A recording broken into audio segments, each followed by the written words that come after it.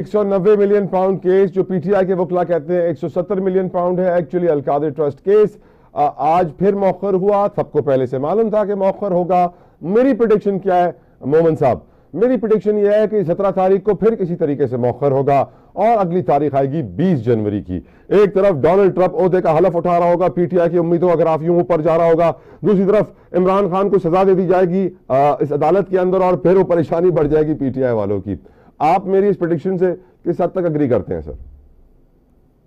देखिए, वो कहते हैं इतनी बड़ी मुश्किलें मुझ पर क्या आसान हो गई है, तो अगर यहाँ पे 4-5 केसेस का उनके ऊपर ऑलरेडी 2 नंबर किस्म के केसेस करके किया हुआ है, वहां एक और कर देंगे, उससे कोई फर्क नहीं पड़ेगा। टू बी वेरी ऑनेस्ट, उससे फर्क नहीं पड़ेगा।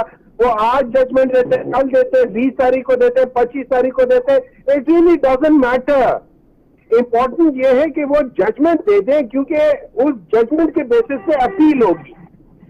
अच्छा, आज मैं आपको 2-3 चीजें बता देता हूं। 2 चीजें हैं, जमीन का मसला है और पैसों का मसला है। ये लोग जो 190 मिलियन पाउंड की बात करते हैं, ये असल में अलकादिर यूनिवर्सिटी ट्रस्ट की बात है।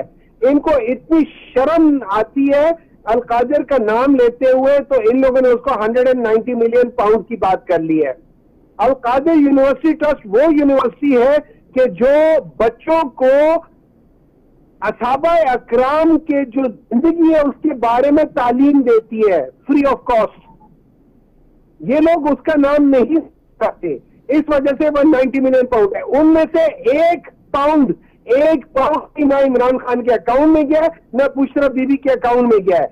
आधा पैसा, अच्छा ये पैसा हुकूमत ने सुप्रीम कोर्ट के अकाउंट से ले लिया। सुप्रीम कोर्ट में इन राइटिंग का हुआ है कि ये पैसा जो है मलिक रियाज में जो एडजस्टमेंट थी उसके खिलाफ नहीं यूज हुआ, वो एडजस्टमेंट अपनी जगह पे वैसी है।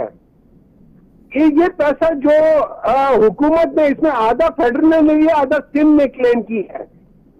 जो जमीन है 480 केनाल जो जमीन है वो ट्रस्ट के नाम पे और आज भी उधर ही पड़ी है। उसमें से एक मरला 1 इंच भी ना इमरान खान को मिला, ना उनकी बेगम को मिला। एग्री, पैसे भी बढ़ गए सुप्रीम कोर्ट के, वो सेविंग्स अकाउंट में रखे हुए, उस पर इंटरेस्ट भी लग रहा है। सवाल ये है, फैसला क्यों नहीं सुना रही अदालत? बढ़ रही है। अब ये पहली बार है जिंदगी में कि कैदी कहता है फैसला सुनाओ, जज कहता है नहीं सुनाना।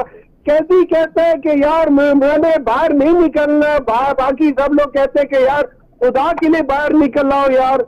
ये अजीब बात है, मतलब मैं अजीब बात है। लोग तो तरले करते यार मुझे 10 साल के लिए बाहर छोड़ दो, मैं मुंह नहीं खोलूंगा, मैं चुप रहूंगा।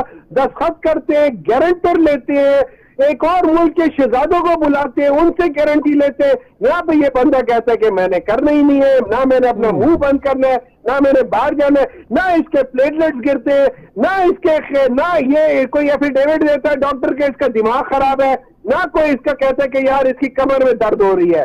ये अजीब आदमी है।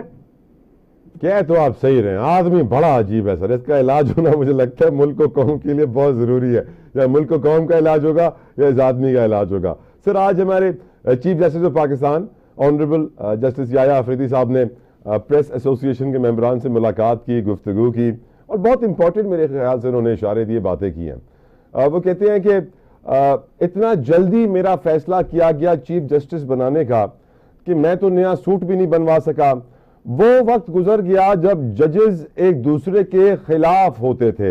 हर जज आज आजाद है।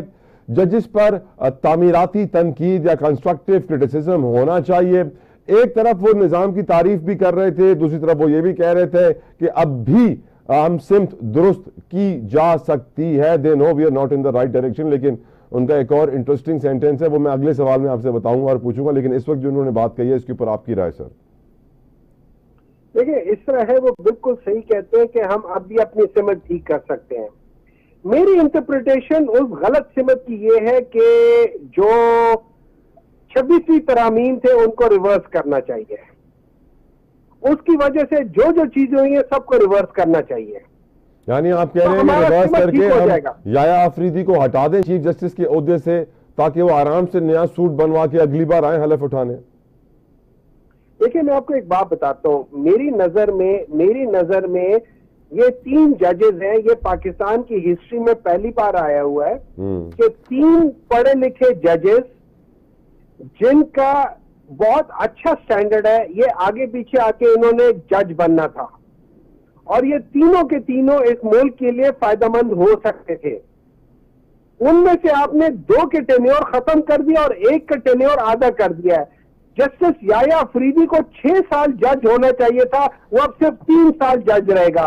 और उसके बाद आधे से ज्यादा जजेस वो हैं जो कि एग्जीक्यूटिव को कहते हैं कि सुप्रीम कोर्ट के लार्जर बेंच का डिसीजन या फुल कोर्ट का डिसीजन मत मानो।